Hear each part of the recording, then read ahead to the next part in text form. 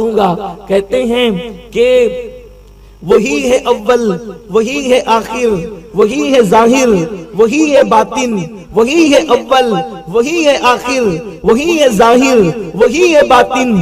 اسی کے جلوے اسی سے ملنے، اسی سے اس کی طرف گئے تھے.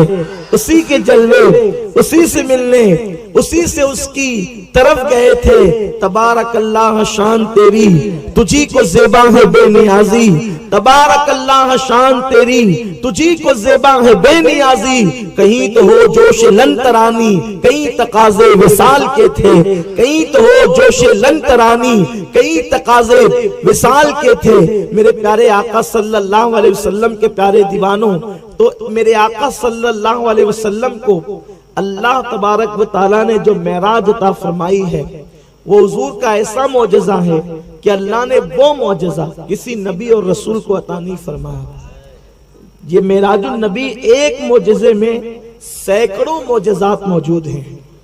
آقا کریم صلی اللہ علیہ وسلم کے اس ایک معجزے میں سینکڑوں معجزات پنہاں ہے اور موجود ہے. اگر انسان اس کو بہت غور سے دیکھے، مشاہدہ کرے، اس کا مطالعہ کرے، تو پتا چلتا ہے کہ اللہ نے اپنے محبوب کو کیا شان عطا فرمائی ہے، اپنے آقا کو کیا مقام عطا فرمایا ہے. میرے پیارے آقا صلی اللہ علیہ وسلم کے پیارے دیوانوں، حضور علیہ الصلوۃ والتسلیم کو جو معراج کا معجزہ دیا گیا، معراج جسم اور روح کے ساتھ اللہ نے اپنے محبوب کو عرش کے آگے بلایا، لامکاں پر بلایا، اور اتنے قریب بلایا کہ 2 کمان یا اس سے بھی کم کا فاصلہ رہ گیا.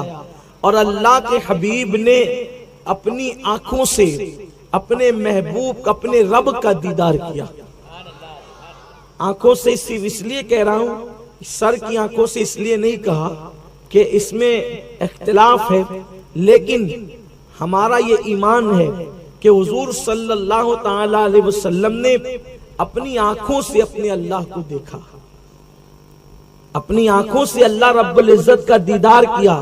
بعض لوگ کہتے ہیں دل کی آنکھوں سے دیکھا، لیکن ہمارے امام اہل سنت ان لوگوں کے زمرے میں ہے جو کہتے ہیں کہ انہوں نے سر کی آنکھوں سے دیکھا، انہوں نے سر کی آنکھوں سے دیکھا.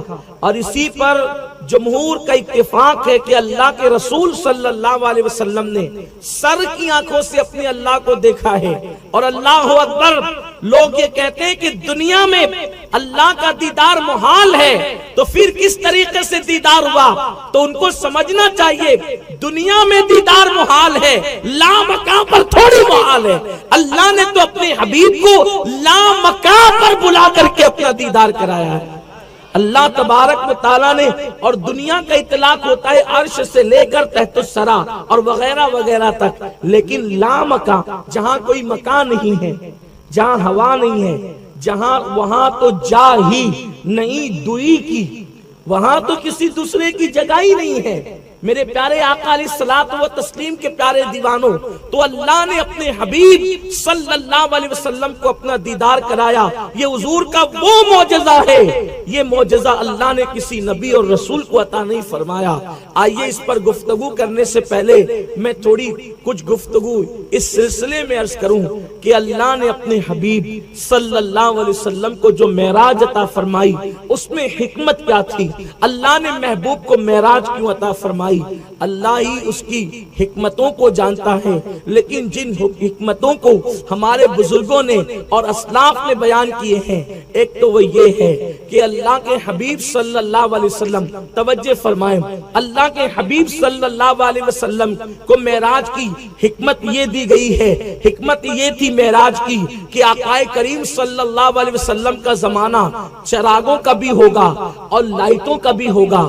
آقا کریم صلی اللہ علیہ وسلم کا زمانہ گھوڑے اور کھچر کا بھی ہوگا اور پلین اور ٹرینوں کا بھی ہوگا.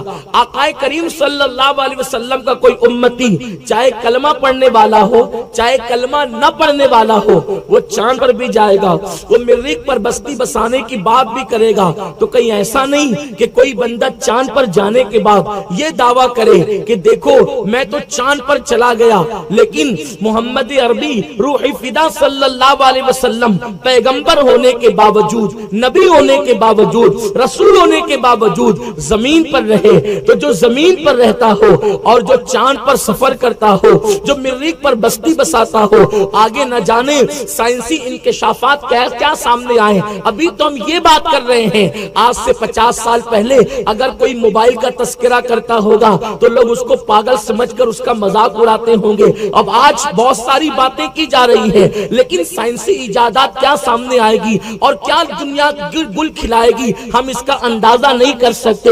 تو یاد رکھیں, اور وہ دور بھی تو حضور ہی کا دور ہوگا, وہ دور بھی تو حضور کی نبوت اور رسالت کا دور ہوگا, جب لوگ مریخ پر بستی بسائیں گے, جب لوگ جو ہے خلاؤں کے اندر جو ہے سیر و تفریح کے لیے جائیں گے, لوگ جو ہے سیاروں پر جانے کی کوشش کریں گے, تو وہاں جا کر کوئی اترائے نہیں کہ میں محمد عربی سے آگے بڑھ گیا. اللہ اکبر.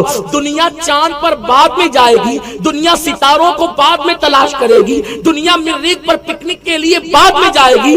اے محبوب, آپ لامکاں پر آ جائے تاکہ سارے سیارے, سارے ستارے, چاند, سورج سب آپ کے قدموں کے نیچے آ جائے, تاکہ انسانوں کو پتا چل جائے ہم کتنی بھی بلندی پر جائیں گے لیکن قدم ناز محمد کے نیچے ہی رہیں گے. اس سے اوپر کوئی نہیں جا سکتا, اس سے بلندی پر کوئی نہیں جا سکتا. ہزاروں جبرائیل الجھے ہوئے ہیں اس کرتے منزل میں, نہ جانے کس بلندی پر ہے کاشانہ محمد کا. میرے پیارے آقا علیہ السلام کے پیارے دیوانوں, آقا کریم آسمان سے اوپر گئے ہیں, آسمانوں سے اوپر گئے ہیں, سدرا کے اوپر گئے ہیں. میرے آقا صلی اللہ علیہ وسلم کے پیارے دیوانوں, تو اللہ کے حبیب کا یہ مقام ہے. اور ایک حکمت یہ بھی معراج النبی صلی اللہ علیہ وسلم کی ہو سکتی ہے کہ حضور علیہ الصلوۃ و تسلیم رات و دن امتی امتی کر کے رویا کرتے تھے.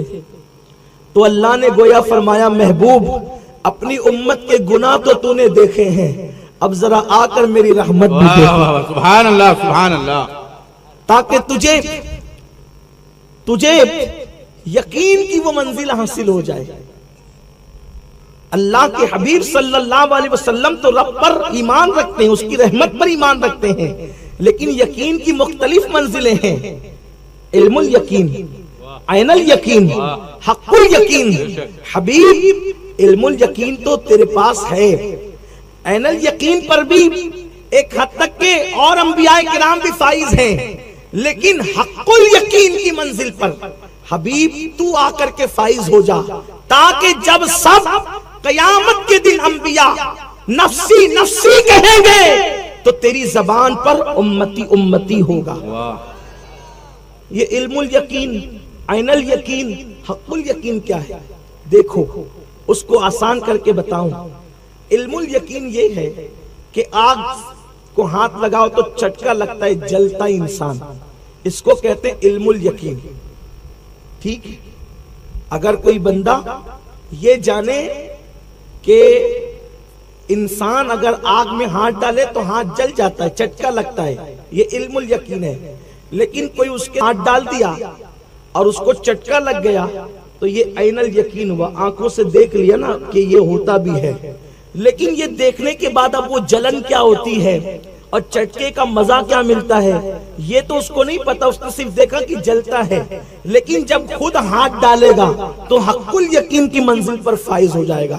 یعنی کہ اب ساری چیزیں اس کے پاس ہوگی, اب ساری چیزیں اس کے سمجھ میں آ جائے گی کہ یہ آگ میں ہاتھ ڈالنے کا مزہ کیا ہے, چیز کیا ہے. اللہ نے اپنے حبیب کو بلایا اور بلا کر کے بے پردہ اپنے آپ کو دکھایا. حضرت عبداللہ ابن عباس کہتے ہیں ہم اہل بیت لوگوں کو یہ کہتے ہیں اور ہمارا یہ نظریہ ہے کہ اللہ کے رسول نے 2 مرتبہ اپنے اللہ کو دیکھا ہے. سبحان اللہ, سبحان اللہ. 2 مرتبہ اپنے اللہ کو دیکھا.